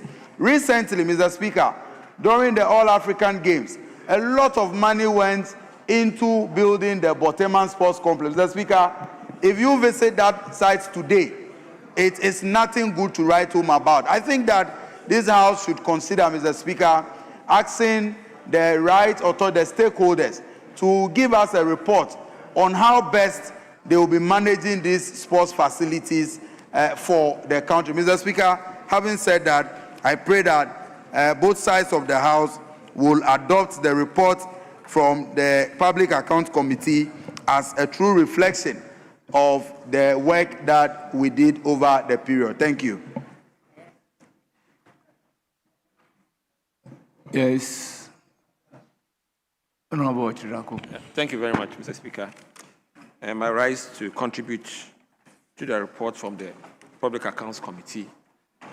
Mr. Speaker, the issues, I would like to start from the sports stadium, move on to GET Fund, and come to small scale and EPA. Mr. Speaker, when you start with the issue of GET Fund, supporting education in all its spheres, I believe that one area that has actually put Ghana in the limelight and sometimes in the bad news has to do with scholarship management, especially foreign scholarships. And I believe that it is time that GET Fund, in the same way that these days they are supporting fully the feeding of SHS people, should start also supporting the scholarship secretariat properly, instead of trying to also administer the same scholarships. On the issue of stadium, Mr. Speaker, I believe that it is time Ghana commercializes all its stadiums. Because, Mr. Speaker, we are just not taking good care of them. I mean, it's problematic that in this country, the stadiums are not well looked after. And if you, it's working. They are not well looked after. Mr. Speaker, last year, just after losing the election, I just took a decision to pass through the Boteman Sports Stadium, which was very fresh. There was nobody there. Even taking care, there was no security to even take care of that expensive infrastructure we built at Boteman. Recently, it was in the news that common weeding around the stadium has become problematic. So if we start this attitude of low maintenance or poor quality maintenance of the things that we spend so much money on, Mr. Speaker, I think that we are not doing ourselves any good. And I believe that it is time that the National Sports Authority take a firm decision in making sure that we commercialize these stadiums so that they appropriately charge well and also maintain them well based on certain benchmarks that might develop for them. Mr. Speaker, on the issue of small-scale mining and EPA for environmental sustainability, Mr. Speaker, even though you can see that they've made mention that they have implemented 25 out of the 29 proposals from the Auditor General, Mr. Speaker, there are a few issues I believe that we need to look at. Mr. Speaker, the report on item 5 on the Minerals Commission and EPA, they are supposed to add more staff in the issuing of licenses. But, Mr. Speaker, we all know that it still takes about 3, 4, 5 years for people to get their licensing. And that is why I've always called for that we decentralize fully the issuing of licenses for small-scale mining activities in every part of this country. Mr. Speaker, if we take the issue of District Mining Committee, they say that they have partially discharged it. But, Mr. Speaker, I'll tell you, even those that are fully active, they hardly play any significant role in the issuing of these licenses and monitoring and evaluation of these mining operations. So virtually, in the district, it's like the EPA and the Mineral Commission are just absent. They only show up as if they are just a task force. They just come, leave, and the people do anything that they like. And that is why I'll call for the assignment of one engineer for every license that is issued. In fact, immediately the lease is issued, you should assign an engineer.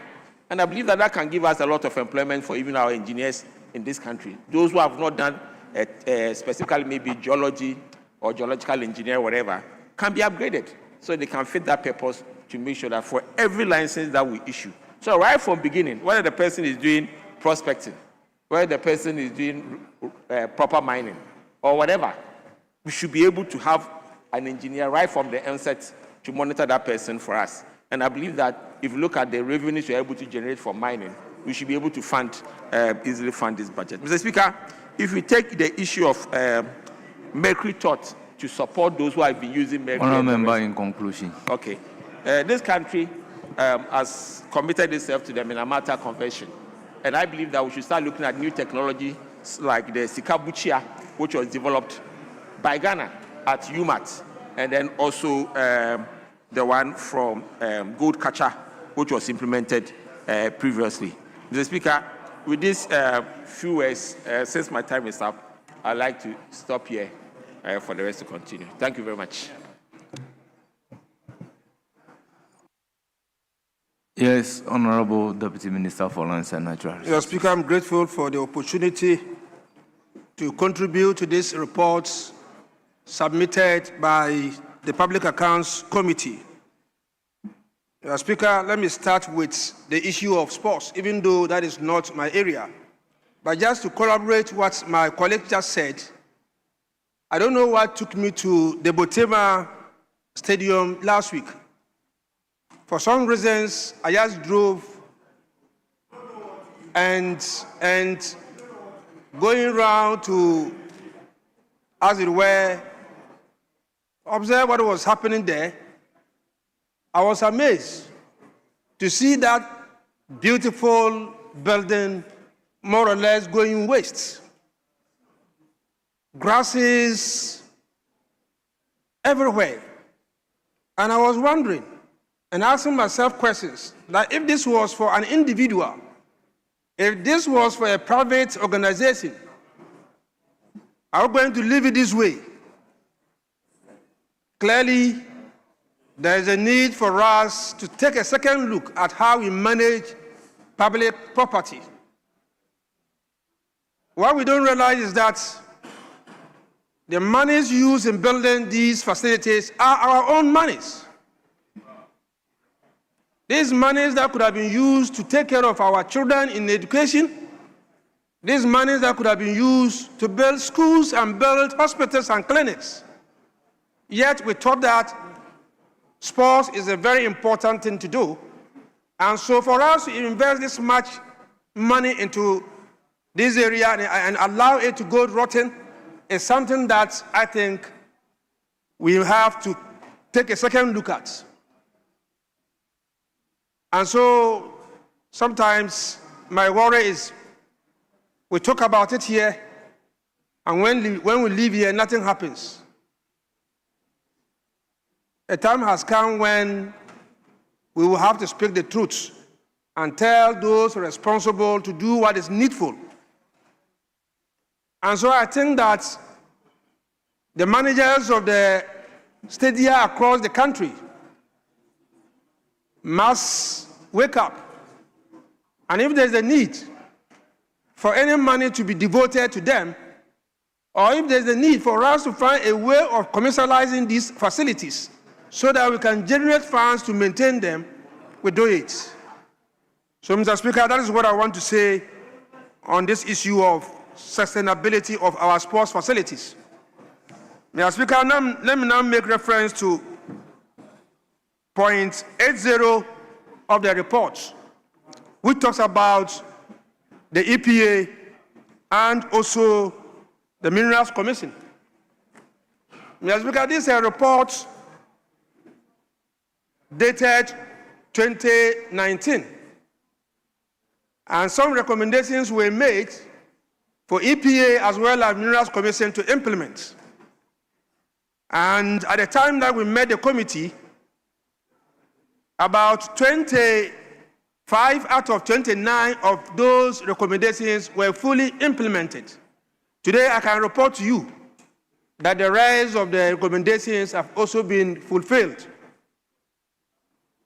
Mr. Speaker, let me also talk about the issue of the need for us to have more hands to monitor activities that goes on so far as mining is concerned, especially at the district levels. I think the EPA is on his way in realizing this vision of getting officers across the whole country. They are not there yet, but some improvement is being made.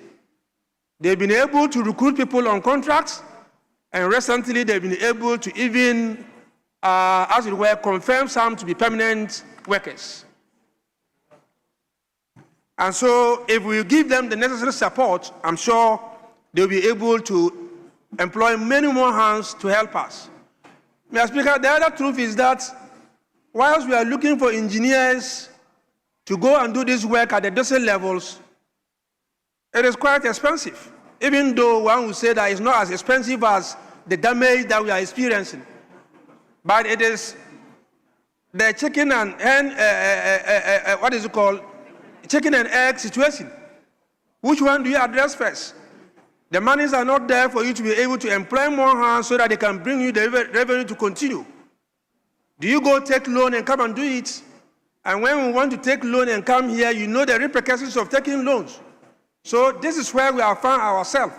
But I can assure you that the government is doing very well in ensuring that we are able to gradually get competent people to man all these offices. Mr. Speaker, truth be told, when this report was discussed, we realized that many of the community committees that were supposed to be formed were not in place. And so the ministry is working hard to ensure that every district where mining is taking place, the committee is not only formed, but the committee becomes functional. And so we are on it and want to assure you that it will come to pass. Mr. Speaker, one thing that came out clearly when we met the committee was the issue of the absence of reclamation bonds. Many people get licenses to go and mine, and they don't sign any reclamation bond. And so when they succeed in destroying the environment and they run away, there's nothing for you to use to reclaim the land. And this is something that we are calling on each one of us here to help us be able to address. That anybody who takes a license to go and mine must necessarily have a reclamation bond signed. So that when you devastate the environment and there's a need for it to be reclaimed, there's some money sitting somewhere for government to be able to use it. So we have spoken to EPA, and the EPA is taking this seriously. And I believe that if we assist them, they will do a good job for us. Mr. Speaker, we have come to realize that the whole mining industry needs some kind of reforms in terms of laws, in terms of policies. And that is exactly what we are doing. Very soon, the minister will be coming here to lay a bill, which bill will amend Act 703 and ensure that we are able to bring our laws to date so that we can respond to the needs of the environment, so that we can reduce the number of months or years that it takes somebody to be able to get a license. We need to reduce all those things because those are the things that really give way for people to go and involve themselves in wrongdoing, in illegal mining. Because if it's taking me 2 years to get a license, why should I be waiting for 2 years to get a license to go and mine? So the reforms, very soon the minister is coming here, those reforms will help us to be able to shorten the period. We have also spoken about the issue of giving a license to somebody, a mining lease to somebody, a company, for 30 years. We think that we are going to reduce this. When we reduce it, we will be able to make good use of our natural resources. Again, before I sit, let me talk about a request that my colleague, the MP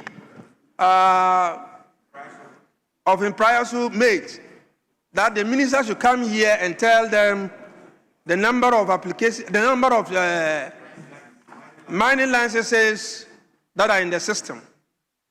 I think he's been here for some time now, and he should know that this is not a platform to use to request for such information.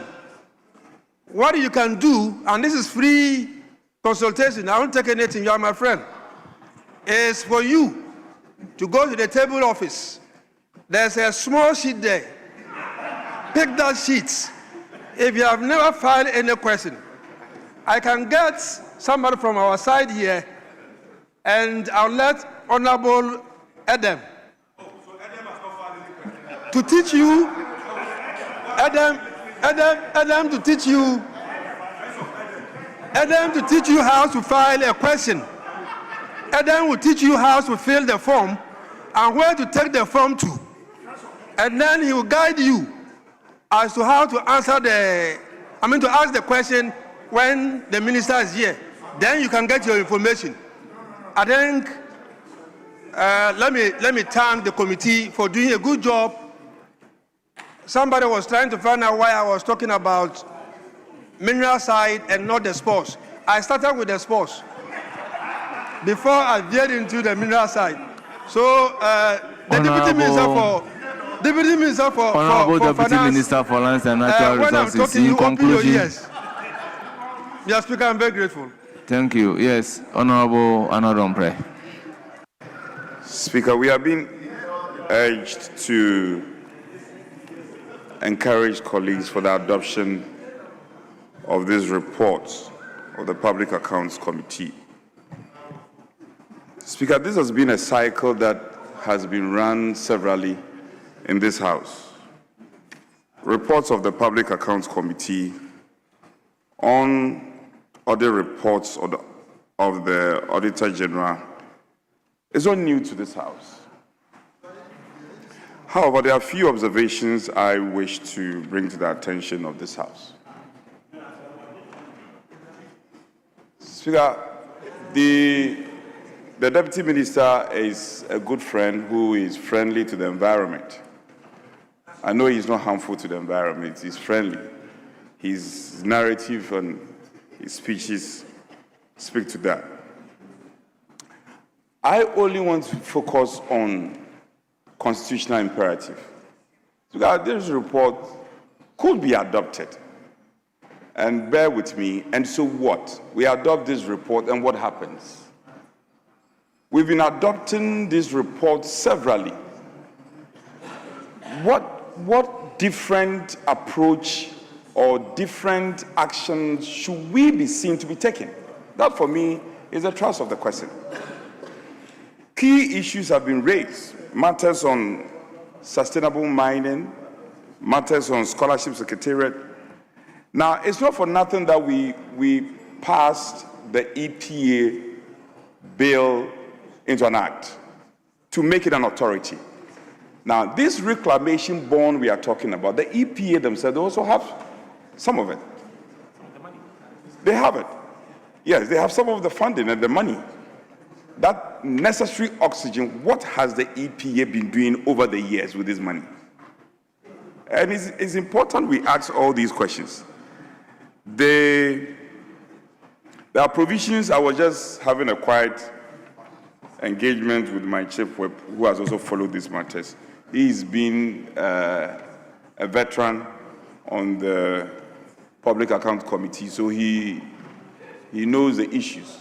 Provisions of Article 1844 of the Constitution, and then 1876, even though they are similar, they point to a certain functionality on this House. Over the years, many years gone by, we've never actualized this. And I think the time has come for us to revert our minds to this provision. And they are constitutional provisions. It's not a provision in an act of parliament or maybe a regulation. It's a constitutional provision. And we can lament and put ashes on ourselves, laments the whole day about what things being done or things being undone. Unless we bring ourselves to this function and perform them as part of our oversight, we will not be seen as working. So we are from 1992, the records show that we have never put together this committee which is required of us by the Constitution. We have never done it. You go to the Botema Sports Complex, put out there, and I'm told it's been abandoned, for want of a better word. It's been abandoned. Sustainable mining, a lot of issues. The reclamation bond, big issue. It is not for nothing that we passed the Scholarship Act bill into an act to decentralize the Scholarship Secretariat. There are still issues pending. And if we cannot be working as a House to follow through to these concerns, then it becomes laborious that we just talk about Public Accounts Committee, we debate it, we adopt the report, and nothing comes of it. I wish to bring this matter up at leadership level and for us to appreciate it better and see how we can deal with these matters. Enough of the debates and enough of the lamentation. There should be some more action in terms of oversight as required by the Constitution. And I think if we amend our ways, the results would necessarily change. Speaker, I thank you for the opportunity and urge members to adopt the report as required of us. Thank you so much. Yes. Mr. Speaker, thank you very much for the opportunity. Mr. Speaker, about 3 weeks ago, we watched a video, and I want to invite that gentleman, the Deputy Ranking Member for Lands and Natural Resources. He was with me. Kosi Kunadu. He was there, and he watched the video with me. Mr. Speaker, the kind of destruction which is going on in the mining sites, we have no idea. We have no idea. Mr. Speaker, by the end of the day, we were told that land can never be used to do anything apart from solar farm. Were not there with me?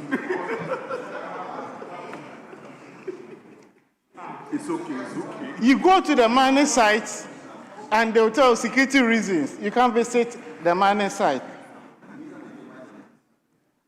And you have 2 mining sites put together, less than $3 billion. And as a state, we can raise $3 billion to mine our own resources. And we give this site to foreigners. And they destroy the environment. They are not building schools for the people. Even AstroTurf that we are talking about, they will take the money away. Mr. Speaker, let's put all members of parliament in one room and show them that video. You will cry. So, Mr. Speaker, it's a serious matter we need to deal with. Very, very serious matter. I don't want to mention the names of the mining companies, but they have 2 mines. Put the 2 together, it's less than $3 billion. And we can raise $3 billion. You don't know the investment portfolio. So, Mr. Speaker, the very issue the Chief Whip raised, I want to read the Constitution. Article 187(6). Parliament shall debate the report of the Auditor General and appoint, where necessary, in the public interest, a committee to deal with any matters arising from it. This is public interest. We need to appoint a committee, investigate all these matters. So you can't be here every year reading and debating and we just go to sleep. What is our use? And NDC MPP, that ends it. Mr. Speaker, put all of us in one room. I will show you the video, and you will cry. No, it's a serious matter. Very, very serious matter. So the time has come for us to rise up against all these things. So that by the end of the day, we hold people responsible. So the minister, the deputy minister was talking about reclamation bond. Whose duty it is?